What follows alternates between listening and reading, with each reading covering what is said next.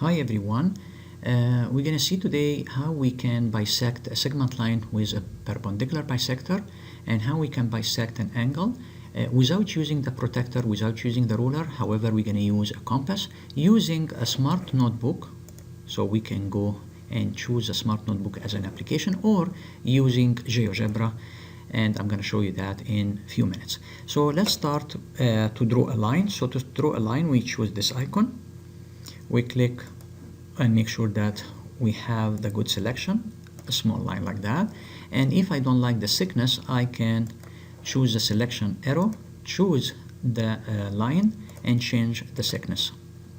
If I need to add the name of this segment AB, so I can choose the color that I want after choosing the pen, and even I can choose the thickness, and I can start to say I need to name this segment AB. After doing that, I can call the compass, and with this compass I need to place the metal point over A first, and opening the compass with an opening more than the half of AB. So visually I can see that this opening it's more than the half, and make sure that I select it well and I put the metal point over exactly point A. Now I can change the color of the pen of the compass by choosing the color and even choosing the thickness that I want, and after that I start to use the compass. So I need to draw an arc over AB and another arc below AB, and with the same opening without changing anything, I'm going to switch only the direction to take the metal point and put it on point B. Without changing the opening, I'm gonna draw again one arc up and one arc down.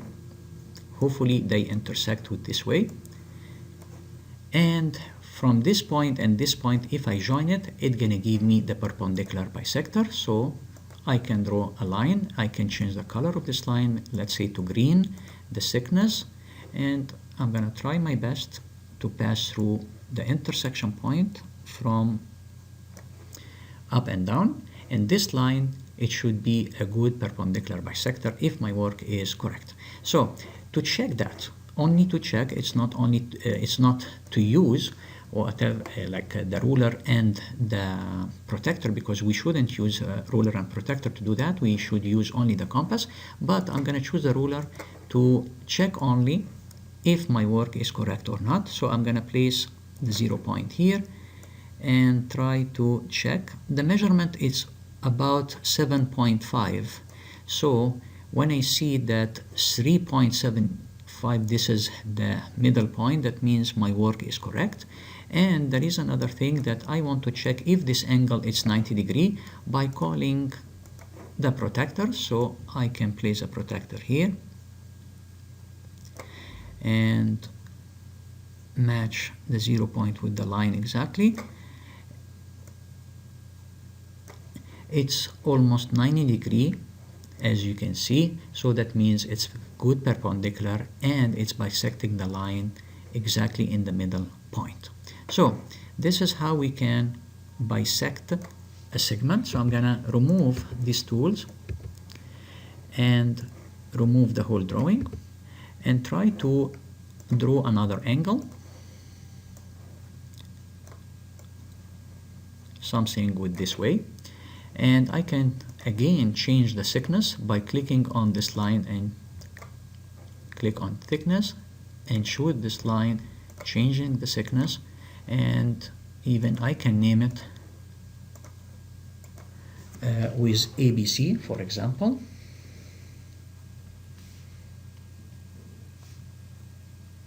And this angle B, I want to bisect it using a compass. So again, I'm going to call the compass, and I'm going to place the metal point over point B, switch the direction, open the compass with any dimension less than AB and BC. I can still change the color of the compass to, let's say, red, and change the thickness, and I can start to draw two arcs. One arc here and without changing the direction or the opening, I'm sorry, of the compass, I'm gonna drag it down and draw another arc without changing the opening. And again, I can keep the opening with the same way. I come to this point and draw an arc, and I bring the middle point to the other point and draw an arc. And from this intersection, I'm gonna join it to point B with a line. So I'm gonna try to come exactly over the intersection point and pass through point B. If you don't like the thickness, again, you click on it, you change the thickness. Hopefully we drew it correctly. If you don't like it and it's not exactly passing through B, so you can use something like that, no problem if you extend the line, but make sure that it passes through point B, and here even make sure it's passing through the intersection to make sure that you are doing a good job. Now we can check if the angle above and below are the same or not, because this should bisect our angle. So I can use only the protector to check. So I'm going to place a protector here and try to match this over the line. I have something like 21.5. Let's see from the other side.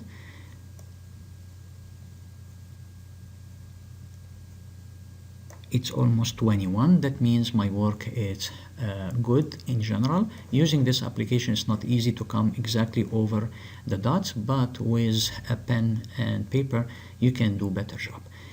I'm going to show the same thing using GeoGebra. So I'm going to go to the Google and type GeoGebra. I click on the first link. I choose GeoGebra Classic. I don't need the calculator, so I can move it. I drag my drawing a little bit to the left side down, and I start to draw any segment line. And doing that, because we don't have a compass and we don't have curves, so we have to use a circle as an option. So let's start with the circle. Starting from point A, I'm gonna draw a circle, but here I don't know exactly the dimension of the radius, so in this case I cannot choose this one. I have to choose the other option, which is circle with center and radius. So I can point over A, and I can ask for, let's say, a radius of 5. This is going to make the same role of the curve above and below segment AB. The same thing from B, I need to use exactly the same opening. That means I'm going to type 5 to have the same dimension.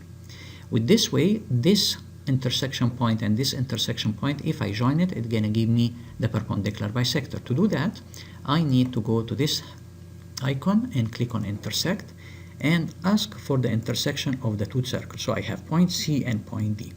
If these two circles is bothering you, I can right click on it and click on setting and uncheck show object. The same thing with this circle. Now I have, without the arcs, I have the most important point of the intersection. If I join these 2 points with a segment line from C to D, this should be a good bisector and in the meantime a perpendicular. To check that, I can ask for the dimension of this half and this half, but before I need to show the point of intersection of these two lines by clicking on intersect. This line and this line, the point E is there. Now if F and G is bothering us, I can right click on this line and I can uncheck show label, and the same thing for this line, I can uncheck show label. So it's going to be clear that it's only E. Now I hope that AE equal EB. This is our goal. So with the distance, I'm going to check A to E. The dimension is 3.46. Hopefully I will have the same dimension EB, 346. That means the work is perfect. Now I need to check if this angle is 90 degrees or not. So I can go to this angle, ask for B, E, C, and as you can see, it gives me 90 degree. That means this is a good perpendicular bisector. So I'm going to repeat the whole thing. I'm going to ask to edit and select all and delete everything, and I'm going to try to draw an angle now with two line segments. So let's say from A to B and B to C. I don't need the label, so I can right click on this line and uncheck show label, uncheck show label. Now it's clear that I have an angle ABC. If I need to know the measurement of angle ABC from the beginning, I can check by clicking on ABC, and as you can see, the angle is here. It's 37 by chance without any decimal. Now I need to bisect it into two equal angles. So how can I do that? Again, I don't have a choice. I'm going to choose a circle instead of the compass. So from point B, I'm going to ask for a curve, let's say 5, and you will have these 2 points. I'm going to come from these 2 points. I'm going to try to find the intersection point of this line and this circle, and this line and this circle. From these 2 points, I'm going to draw another 2 arc here to give me or to help me to find the intersection point to join it to B, and this is going to be my bisector. So again, I'm going to go to circle. I'm going to take point D as a center and type, let's say 3 this time. I don't need a big radius. From E, again, the same thing, 3, the same opening, and this point is so important for me. So to show it, I need to ask for the intersection point of these 2 circles. Now I have point G. Now I don't need anything from these 4 circles. I can right click on them and ask to uncheck the show object, uncheck the show object, uncheck the show object. Now I have a clear drawing. If I join G, B, it should be a good bisector. So I'm going to do that by asking for a segment from G to B. Now I need to check these 2 angles if it's the half of 37, yes or no. So I come with the angle A, B, G, and I drag the result. It gives me 18.5, which is perfect. I hope the other one is going to be 18.5. It should be. So angle GBC, and as you can see, 18.5. That means my bisector did a perfect job. So this is how we can use GeoGebra and how we can use Smart Notebook. Some students, they don't have the access to Smart Notebook. We can use GeoGebra because it's an online tool that anyone can have it, and they don't have to download anything. So I hope these 2 applications can help the student to know how they can bisect the segment line with a perpendicular bisectors, and how they can bisect the angle without using the protractor and the ruler.